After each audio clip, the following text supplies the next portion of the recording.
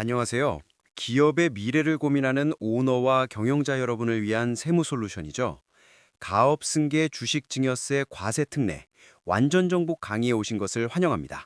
수십 년간 피땀 흘려 일군 회사를 다음 세대에게 안전하게 물려주는 것. 공감하며 이게 모든 경영자분들의 오랜 수건일 텐데요. 하지만 그 과정에서 마주하게 되는 막대한 증여세는 정말 큰 부담이 아닐 수 없습니다. 오늘 제가 소개해드릴 조세특례제한법 제30조의 6, 이른바 가업승계 증여세 특례라는 건데요. 바로 그 고민을 덜어드리기 위해 마련된 아주 파격적인 제도입니다. 최대 600억 원까지 정말 상상 이상의 세금 혜택이 주어지거든요. 이 제도의 모든 것을 지금부터 제가 알기 쉽게 풀어드리겠습니다. 자, 그럼 이 제도가 대체 무엇인지 그 구조부터 한번 살펴볼까요? 가업승계 증여세 특례란, 그러니까 부모님이 자녀에게 가업 주식을 물려줄 때 말이죠. 일반 증여세율 최고 50%, 이거 대신에 분명하게 10%에서 20%의 아주 낮은 세율을 적용해주는 그런 제도입니다. 이 과정은 크게 두 단계로 나뉠 수 있습니다. 첫 번째는요, 증여 단계입니다. 600억 원이라는 한도 내에서요, 먼저 10억 원을 기본으로 공제받습니다. 그리고 남은 금액 중 120억 원까지는 단 10%, 120억 원을 초과하는 금액은 20%의 세율만 적용이 되는 거죠. 일반 과세와는 비교가 안 되는 혜택입니다. 두 번째 단계는 상속세 정산입니다. 훗날 증여자, 그러니까 부모님이 돌아가셨을 때요. 그때 증여했던 주식가액을 상속재산에 다시 포함시켜서 최종 상속세를 계산하게 됩니다. 물론 증여 때 이미 냈던 세금은 전부 공제받고요. 한마디로 세금을 그냥 없애주는 게 아니고요. 승기 시점의 부담을 최소화하고 나중에 정산하는 이 이연 효과가 핵심이라고 할 수 있습니다. 그렇다면 어떤 기업이 이 혜택을 받을 수 있을까요? 가업 요건 5가지를 한번 짚어보겠습니다. 첫째, 10년 이상 계속 사업을 해온 기업이어야 하고요. 둘째, 중소기업 또는 중견기업이어야 합니다. 그런데 여기서 중견기업은 직전 3개년 평균 매출액이 5천억 원 미만이어야 해요. 셋째와 넷째는 가업 상속 공제가 가능한 특정 업종을 주된 사업으로 해서 증여일 기준으로 10년 이상 이걸 계속 유지해 왔어야 합니다. 마지막 다섯째, 이게 가장 중요합니다. 이 특례는 오직 주식 또는 출자 지분에만 적용이 돼요. 개인 사업자의 부동산 같은 건 해당되지 않습니다. 다음은 주식을 물려주시는 증여자, 부모님의 요건입니다. 첫째, 증여일 기준으로 만 60세 이상이셔야 합니다. 둘째, 회사의 최대 주주여야 하는데요. 특수관계인 지분을 모두 합쳐서 40% 이상을 보유해야 합니다. 상장사는 20%이고요. 셋째, 이 지분을 10년 이상 꾸준히 보유하고 계셨어야 합니다. 자, 이제 주식을 물려받는 수증자, 즉 자녀의 요건을 보겠습니다. 첫째, 증여일 기준으로 만 18세 이상인 거주자여야 하고요. 둘째, 증여세 신고기한, 다시 말해 증여받은 달의 말일부터 3개월 안에 가업에 종사해야 합니다. 셋째, 그리고 증여일로부터 3년 이내에 반드시 대표이사로 취임해야 합니다.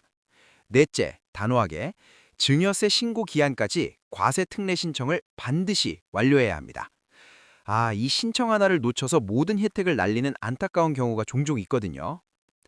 이 제도가요, 최근 몇 년간 정말 눈부시게 발전했습니다.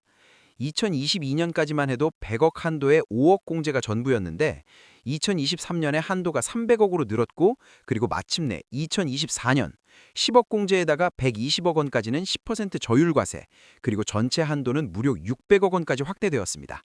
정부의 강력한 승계 지원 의지가 보이는 대목이라 할 수 있죠. 자, 그럼 실제 세금 계산은 어떻게 하는 걸까요? 공식은 간단합니다. 증여 주식가액 빼기 10억, 여기에 세율을 곱하면 끝입니다. 120억 원까지는 10%, 초과분은 20%입니다. 단 여기서 주의할 점이 두 가지 있습니다. 일반 증여 시 적용되는 신고세액공제 3%는 적용되지 않아요.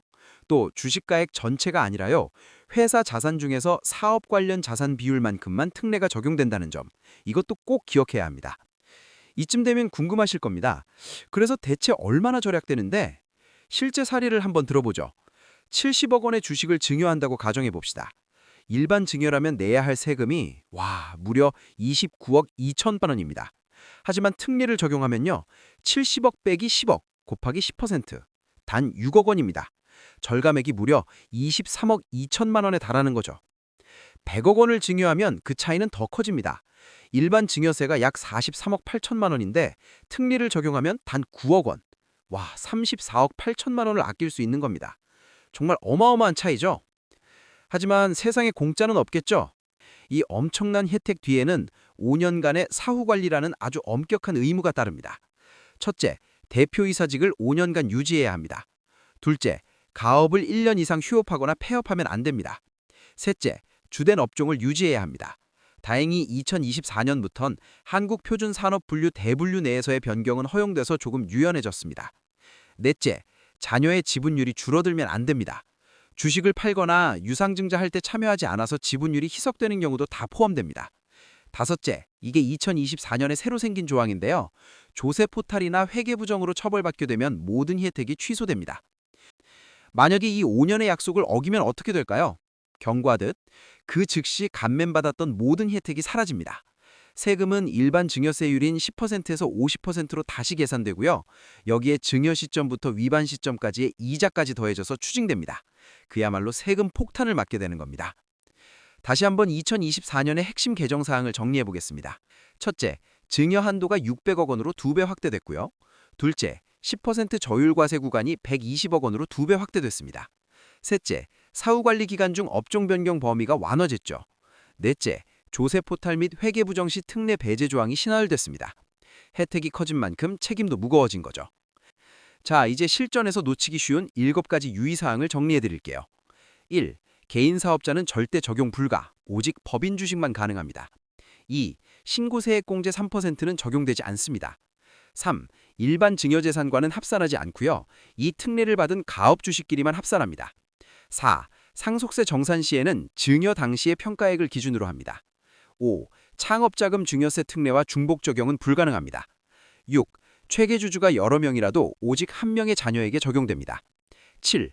2명 이상의 자녀에게 승계할 때는 가액 비율로 안분 등 이게 좀 복잡한 계산이 필요합니다. 마지막으로 상속세 정산 구조를 다시 한번 강조해서 말씀드리겠습니다. 일반 증여는 10년이 지나면 상속재산에서 빠지지만요. 이 특려를 받은 주식은 10년, 아니 20년이 지나도 반드시 상속재산에 포함돼서 정산됩니다. 다만 상속 시점의 주식 가치가 아무리 올랐더라도 증여 당시에 낮은 가액으로 합산된다는 점이 아주 큰 장점입니다. 자, 오늘 가업승계 주식증여세 과세특례 강의 완전 정복, 이제 마무리할 시간입니다. 핵심 3가지만 기억하십시오. 첫째, 최대 600억 원까지 10, 20%의 낮은 세율로 엄청난 증여세를 절감할 수 있다. 둘째, 혜택을 받은 후 5년간의 엄격한 사후관리 의무를 반드시 지켜야 한다. 셋째, 증여로 끝나는 게 아니라 훗날 증여자가 사마됐을 때 상속세로 최종 정산되는 구조다. 이 제도는 분명히 강력한 절세 도구이지만 보시다시피 요건이 매우 복잡하고 사후관리 의무도 까다롭습니다. 성공적인 승계를 위해서는 반드시 사전에 전문 세무사와 충분히 상담하시고 장기적인 계획을 세우는 것이 정말 중요합니다. 오늘 강의가 여러분의 성공적인 100년 기업을 향한 첫걸음에 도움이 되었기를 바랍니다. 이제 여러분께 질문 하나를 남기면서 마무리하려고 합니다. 만약 당신의 기업에 이 제도를 적용한다면 5년의 사후관리 기간 동안 발생할 수 있는 가장 큰 리스크는 무엇이며 그것을 어떻게 대비하시겠습니까? 이 질문에 대한 답을 고민해보는 것, 이것이 바로 성공적인 가업 승계의 진정한 시작이 될 것입니다. 지금까지 들어주셔서 감사합니다.